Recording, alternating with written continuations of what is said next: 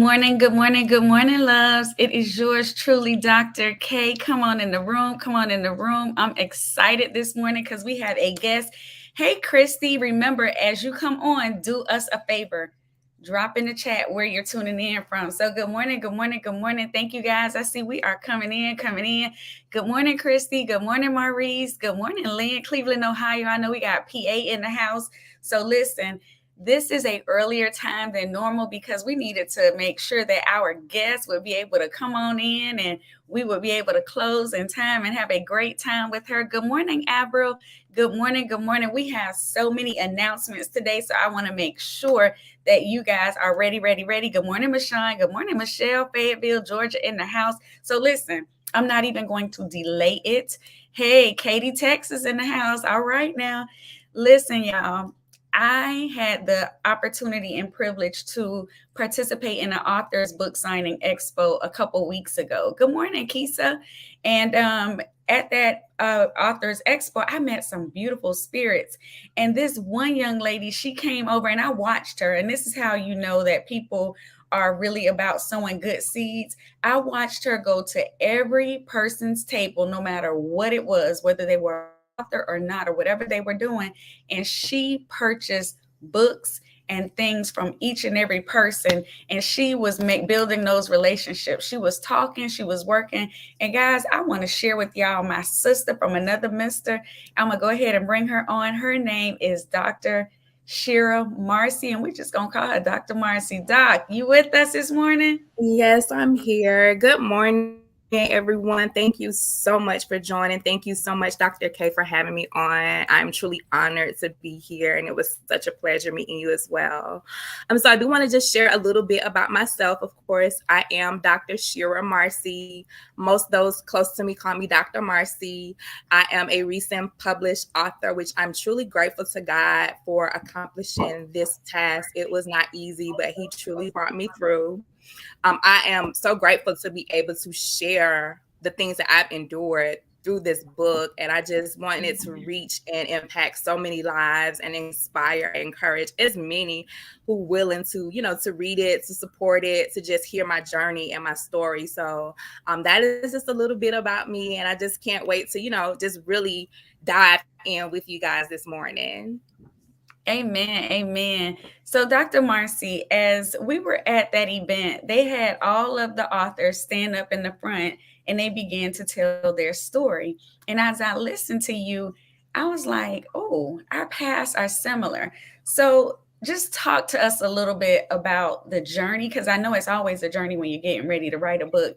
And just tell us about your life and at what point, God started doing these things and, you started moving in a different manner. Yeah, so the reason I felt that this story needed to be shared is because I felt so many of us go through similar things and we don't talk about it. We don't share it. So I definitely wanted to just share with everyone how I was 19, I got pregnant, and I was, kind of forced to get married. Like, this is what you need to do. Oh, You're wow. pregnant, and based on belief, it was like, okay, you have to get married. So I felt like I was compelled to do so. So that's how this book gets started. It was my hardest test to date. I wasn't getting married because I was in love or I love this individual. It was because you got pregnant. So this is what you need to do. And oftentimes we don't talk about these things, what we are, forced to do. And it's not actually something we're wanting to do. So I definitely wanted to share that. In addition to this, that I had to, felt forced to do, I endured physical abuse. So I was abused from the time I found out I was pregnant, during the pregnancy, Mm. and afterwards. So it wasn't something that, oh, you're getting married and everything is going to be good. I still had those challenges where I literally had to fight for my life, the life of my unborn child, and then when he was born, because I was still dealing with that. So I wanted to share that journey just to let people know, because so many are in these situations and they don't make it out. And I want to say that it's not okay. So I want to bring awareness around physical abuse and knowing when it is time to go. It's never okay. Also, the school journey, from my associates to my doctorate degree, getting to the very end and running out of financial aid. It was like, Lord, I know you didn't bring me this far to leave me. I Mm. gotta get done. So just him, working through that and knowing that I was going to get done. So it was really something that I wanted to share, because often we have those individuals that's going to school and it's like, okay, I can't get done because this is going on, life is happening, I don't have financial aid, I don't want to do the loans, I'm already knee deep. But if it's something you're passionate and wanting to do, I encourage my readers to keep going until you are done. And that's just a few other things that I discussed in the book. Absolutely. I mean, that was a. I'm sitting over here like, wait a minute, wait a minute. Let's backtrack. Just let's go back a little bit, because when you Sure. started talking about being 19 and being forced to get married because you were pregnant, so in my mind, I started reflecting. Okay, at 19, what was I doing? So I'm in college at 19. I'm not ready to be nobody wife. So Right. I can't even begin to imagine how scary that would be, first finding out you're pregnant at 19, but then now you're being forced to get married, but not just being forced to get married. Now you're finding yourself in an abusive relationship and situation, and not a boyfriend. This is husband. And Right. how did you, in that situation, like, what was that? I mean, I can't even imagine what it was like, but just the coping mechanisms to still persevere and and say, okay, I'm gonna keep going, no matter what, I'm gonna figure out a way. Because so many people, Dr. Marcy, don't talk about physical abuse because they're so ashamed of it, and they definitely wouldn't put pen to paper and put it out into the world for the world to be able to see. So I'm grateful and thankful that you are on this morning, because I never feel like when we come on the Freedom by Design platform that it's by accident. I know that it's by His divine plan. So that means that there's some woman, boy, girl somewhere out there that needs to hear your story and how you pressed through, how you made it through. And then we're gonna get to the education part. But I'm like 19. I just, how does that? What was that even like? It was definitely scary. Again, I did feel, extremely pressured, but I was in that period of not letting my family down. I Mm. did want to disappoint my family, and that was something I took with me until I was 30. It was always, I'm doing this for Whoa. my family. I don't want to disappoint them. I'm concerned with what they have to say. I'm concerned with how they feel. I'm concerned with disappointing them.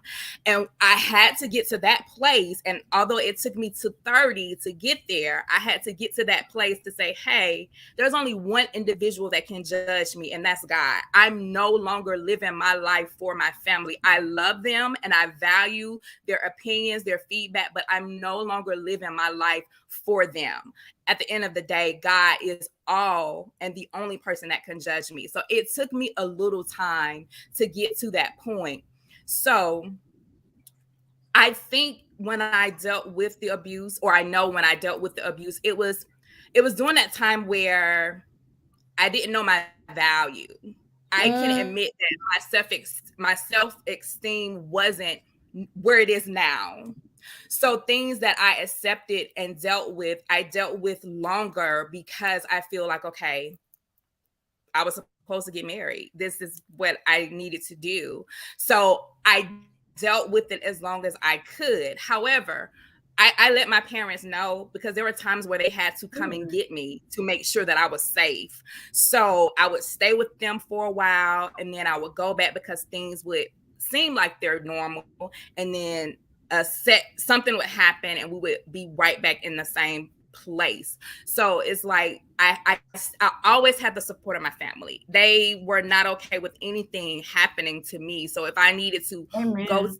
them, or I needed them to pick me up, or if I needed them to stay at the house with me, they were right there. So having that support through the good, the bad, the ugly, it really helped me during that time. And I finally got to that point to where, listen, it's not just about me, it's about my child.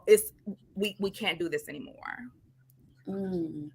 And even, you know what, Doc, getting to that point, because I'm glad that you did have an opportunity where you were able to open up and share with your family. I see Simona saying that's good. When we know our value, we think differently and we move differently. And I know age probably, because in our youth, we're like, okay, it's gonna work out. I'll figure it out.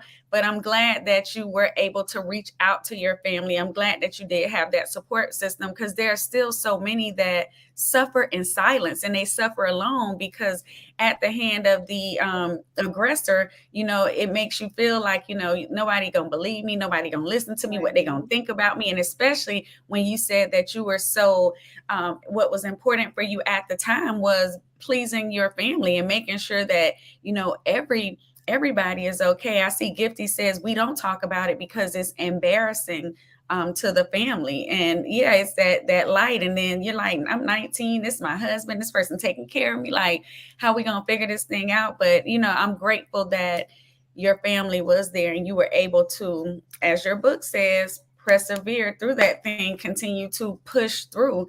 And you got to a point, like you said, that you knew your worth and your value. And so many, and I put the question up, a rhetorical question for those who are watching: do you know your value? What is that situation? Because it might not be physical abuse, it might be mental abuse, it might be verbal abuse, or whatever the situation may be. Do you know your value? Do you know what you're worth? Or are you taking something that you shouldn't take? Are you going down a path that God said released you and delivered you from, but you're still walking in it because you're trying to do what He has already done? He's released you from it, He's removed you. Do we know our value? And it's a very it's a deep question, a simple but deep question, because you have to apply that thing in every facet of your life, be it your relationships, work, whatever it is. Do I know my value? What I'm truly worth? Do I deserve to be treated this way? And at what point do we get to the time that we say, you know what, it's not going to be anymore. I know so many that are on and looking. You said you were very, your family is important, and family is critical to me too. But you were living for your family's approval, you were doing it for your family. And you said by 30 you got to the point that you were able to break those chains and release it, because I love my family, but I'm not living for my family's approval. I'm not living to do it for my family. Like you said, only God can judge me. So at a certain point in time, we have to be able to release that thing. And God is saying, I've already released you. Many of these chains that are wrapped around us are self-imposed. Right. We're Exactly. and we're imprisoning ourselves. What were you gonna say, Doc? No, I was just totally agreeing with you where, we are living for the approval of our family in some instances, and we have to step away from that. I love you, I respect you, I hold you in high regard, but God gave me this life and I can't Mhm. allow you to live this life for I have to live my life for me. So definitely, knowing when, okay, this is enough. And again, it took me a little longer, but I did get to that point, and I can move forward knowing that God is He can judge me, and that's what I'm most concerned with at this point in my life. Amen. So, Doc, when I look at I'm at the table of contents, the hardest test, stability test, educational test, the self worth test. Talk to me about these tests, because I'm over here like, what? Yeah, so I got the chapters essentially based on the test that I've endured. We've already discussed the hardest test, which was getting married at 19. The stability test was literally me struggling as a single mom, trying to ensure that me and my son had a place to live. I was back and forth, with different families that left, different family members that left my son with different family members. We weren't necessarily together. So I struggled with that. And then I finally got to that place to where, listen, I have to do this for us. And when I got to that place, I haven't looked back. And I'm like really extremely grateful for that. And it allowed me to say, hey, you have a child, you have to be stable. You can't be bouncing from home to home. He's somewhere, you're somewhere, you all should be together. So once I got that, everything fell into place with that as well. I talk about the self-worth test because, as I mentioned, during that time when I tolerated the physical abuse from my husband, not a boyfriend, not just someone I'm dating, but from a husband, I need in that moment, I had some things to, kind of determine, okay, this is not what you do. So I had to identify my self-worth. So I definitely cover what that looks like, because oftentimes we settle, we accept things, we hold on to relationships that we know they expired a long time ago. So Come I on now. definitely wanted to hit on some points as far as self-worth goes. I end the book with my letting go chapter because I felt like it was essential for this book. We hold on to things, not just relationships, we hold on to jobs, we hold on to friendships.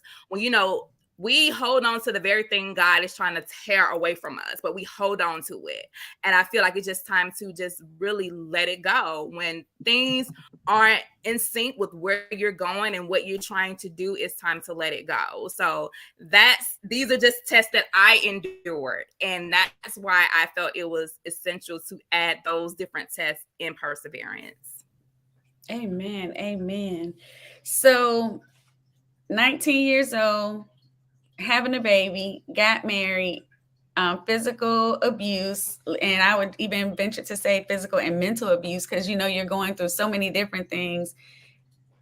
At what point do we start the educational journey? Because that's a big part of your story. At what point do we start that? Well, actually, I was going through school during that. Wow. Believe it or Wow. not. Yes. Wow. I literally started college right after I graduated high school in 99. And that's another thing that I talk about in the book as well. Although I started school in 99, I had to stop going because I lost financial aid. So that's the first Mm. portion of my educational test. I lost my financial aid because what they don't tell you in high school is that when you attempt so many courses that you're not completing, you register for them Mm-hmm. and then you drop them before Drop. dropping ad period, Yes, it counts. ma'am. So I ended up losing financial aid, and it was like, if you plan to go to school, you have to pay out of pocket. And I'm like, well, I'm a newly newlywed with a child.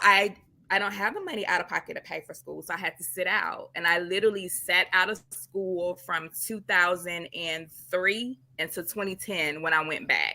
So I talk about all of that. And right before my late grandmother passed, when I got my associate, she was so happy. She was like, I don't know what took you so long, but I'm glad you're finished. And she just like, don't stop, keep going. So I vowed to her, and she wasn't here to see me when I got my bachelor's, my master's, or my doctorate.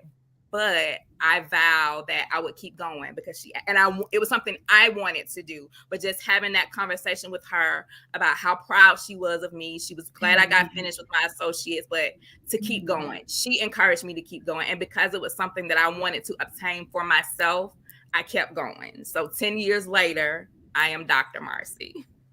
Amen. Amen. Hey, it's nothing like it. It's definitely a journey, and you do it Right. in the midst of doing life.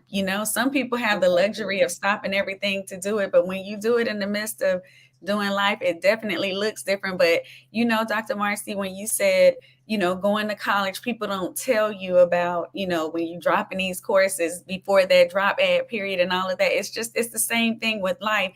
There are so many things that we are not finishing, so many things that we are dropping before it's time. So it's not the drop ad period, but in life, some stuff we're dropping and we're not finishing, and we're wondering, God, I prayed for this. Why didn't it happen? And God is saying, because that was a part of the journey. That thing that you were going through where you felt like you were walking into this wall, that was a part of the test. You needed to go through that valley in order to be ready for this mountain over here. But because you averted the valley and you ran from it and you took a detour and went another route, you tried to get how we wanted quick, we wanted fast, we took the quick route, and you're like, dog, Right. I feel like this thing is weighing me down. He was like, like, yeah, because you had to be battle tested in order for you to be prepared on this side of the journey. So some things we can't just be dropping and adding like we in school within our youth. Like, okay, this didn't work out. I ain't do these assignments. You know, I was partying, I was doing this and that. Or this was too hard because I didn't sit down and put in the time.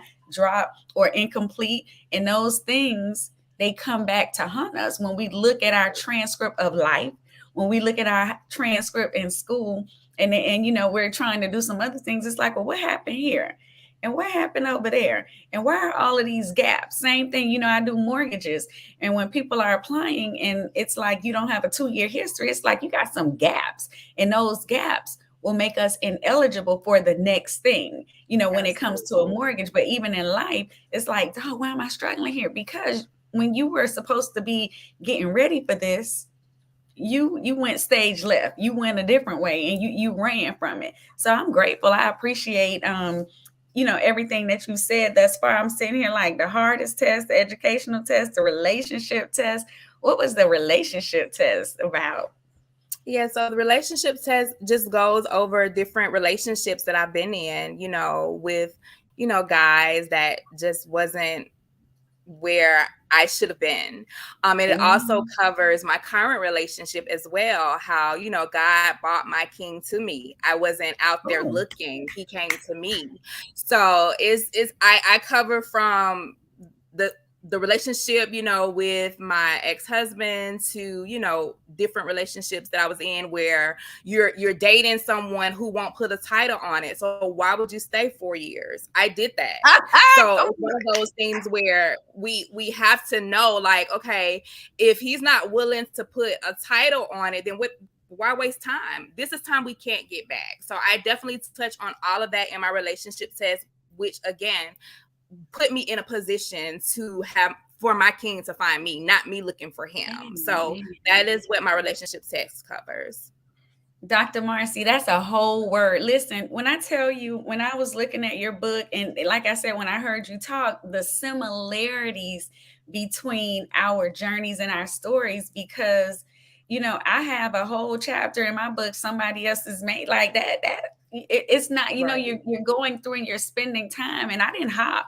It's like you said, they were 3-year, 4-year relationships, and it's almost like the same situation. So for that young woman, that young man that's out there and they're trying to figure out, you know, is this the one? And, you know, we're showing up 10 years later at the family reunion with the same person and nobody ever moved forward. We're still shacking up. We're still doing those things. I'm like, good Lord. No, no, no, no, no, no, no. It's time for us to move forward. It's time for us to do some different things. And it's like you said, you stop looking. Because a lot of us, that's the journey, that's the struggle of it. We're so busy making our list and checking it twice, like it's Santa Claus, of who we want, what we want. I need tall, dark, handsome, rich, with 4 cars and 4 degrees, and this, that, and the third, and no kids, and XYZ. And then here you come with all your bags. You know, you got your bags, you got the suitcase, and you carrying all your stuff, and you want him or her to be perfect. And again, that comes from, you know, I'm putting that pressure on somebody else when God is saying, if you submit to me, if you surrender to me, I'm going to give you everything that you need in its time, not your time, but in its time. I see Nanette said, you need to go through the valley. I love it. She's talking about that analogy. Absolutely. And Bernadette spoke on the that's good. The gaps make you ineligible for certain things. And those relationships, they help you to get to where you need to be, because when you do meet your Boaz or you do meet your wife or whatever the situation may be, you should be better for it. You shouldn't be Right. bringing the old into the new and the current. You shouldn't be walking looking backwards. Stop. That's why the rear view mirror is small and the dashboard, the front window is huge, because you need to see everything going forward. If you peep and look back a little bit just to remind yourself of where you came from, that's fine. But stop staying back there, because so many of us get stuck. You were gonna say something, Dot? No, you made a valid point. And I think when it comes to relationships, it's not always about what we want. And I've learned that God may not give me what I want immediately, but he always, always, always give me what I need. And that's the Yes. most important thing ever. Yes, girl, I gotta type that. He gives us what we need, and that's so true because I have a lot of friends, both married and single, and sometimes when you hear people talk, it especially your single friends, it makes you think like, oh, I remember that used to be me. Like, girl, stop playing.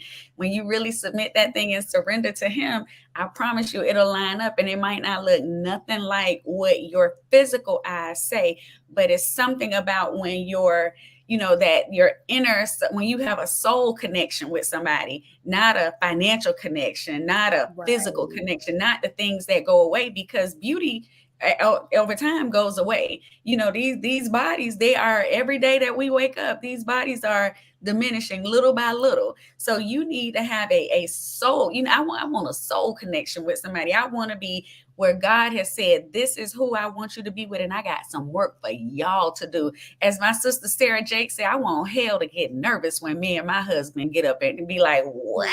Here they come. Because yes, chains are being broken, things are looking different. Yeah, oh my God, here they are being a good example so people can see what a husband and a wife team's supposed to look like. That's what I want. I'm looking for that kind of situation. Ooh, Doc, the spiritual test. Come on now, bring it home, bring it home. The spiritual test. This was definitely an important, and ironically, Dr. K, this is in the seventh place, which, Yes. as we know, 7 is completion. And I Amen. didn't even think about it in that moment, but I talk about my spiritual test because, of course, it goes back to religion, and my family, is big on religion. And I had to learn that it's not about religion, it's about a relationship with God. Oh, When I got to that place where I wanted to build a relationship, things, the doors, my understanding really, really open up. And I talk about how God uses me. He shows me things. I can talk to him, and I allow him to order my steps. And I don't feel like I'm a weirdo. I feel like if I need mm, something, I can talk to him, and I have that connection to where he's going to see me through. And it doesn't take me long. So I definitely share my spiritual test in that. And when I started, developing that relationship rather than focusing on religion. So that is what my spiritual test chapter discusses. girl. I'm sitting here like we could put our books side by side and get the flipping and be like, what? Because God, can I trust you? And I'm like, through all of the stuff, all of the things, at the end of the day, it's Him. It's about His will. It's about surrendering and submitting to Him. All the relationships, all the degrees, all of the everything, and obtaining and getting all of the stuff that we didn't have when we were growing up, and collecting it and putting it on the shelf and being able to look at it and dust it off here and there. And at the end of the day, Right. He's like, every void, every need that you have, the relationship you were looking for was the relationship with me. Yeah, we were going to church through the whole time. Yeah, and we had religion, but it's about the relationship with Him. It's about the one who can fulfill every need. It's about the one who extends grace and mercy to us each and every morning, knock right on the door and say, here you go, right here, deserved or undeserved, every day. It's all about Him. He can fill it all. He can do it all. And when we get to that place and space, then our mate, you know, that adds some extra layers to it. But He is the true Absolutely. foundation. He is the one that's going to be able to give us everything that we need. And it's when I learned that fact, that's when life started looking different, because you can be in a chaotic situation. You can be in a situation that, for all accounts, should be sad, but you can have joy on your face. You can have joy in your heart. You can be smiling, and people looking at you like, what's wrong with you? Because the peace that He has given me, nobody can't take it. I already know certain Absolutely. things are going to happen. I know that there's an appointed time and place for me to go and be with my Father. I know that, just like it's for everybody else. I know relationships are going to come, go, some for a season, some for a reason, some for a lifetime. I'm okay with that. I'm not going to put the pressure on people when they're not God. They can't ever be God. My expectations are in Him. I expect Him to do what the word said He'll do. So those are the conversations that I have with Him, because I can have those real conversations with Him like I can't have with nobody else. And He knows every dark secret about me. and he still loves me, and he's still seeking me and showing up for me every day. He still has gone ahead of me and set everything up. That right there, Yes, that's the relationship. That's the one. Doc, we absolutely. are already we're at our time. We're Right. at literally at 7:50. So I want everybody to, take a look at my friend's book. I want you to see it and see how beautiful she looks on the cover here. And I want you guys to be able to go ahead and purchase her book. You can purchase it on her website, author Dr. ShiraMarci.com, or Amazon, and Barnes and Noble. So it's been streaming at the bottom. Please go out and support my sister. I appreciate you guys for allowing us to spend this time with you. Doc, I appreciate you coming on with me on this Thank morning. you so much. Thank you so much for Absolutely. having me. I do appreciate it. I know it won't be the last time. I'm looking forward to it. So you have Right. a phenomenal day, and I will chat with you soon. You as well. Thank you. Family, family, family. Was that not amazing? I know, I know, I know. But listen, Dr. Marci and I kind of laid the foundation. I want you guys to make sure you go and support her. You see it streaming at the bottom. You can purchase on Amazon and Barnes and Noble. It is definitely no accident that she and I. Oh, she said, I see somebody already saying the book is wonderful. So yes, there it is. There it is. Y'all go get the book. We got to support our friends. Come on now. This helps us go to something I wanted to share with you guys that's coming up. There is a conference that is coming up, Wives of Integrity.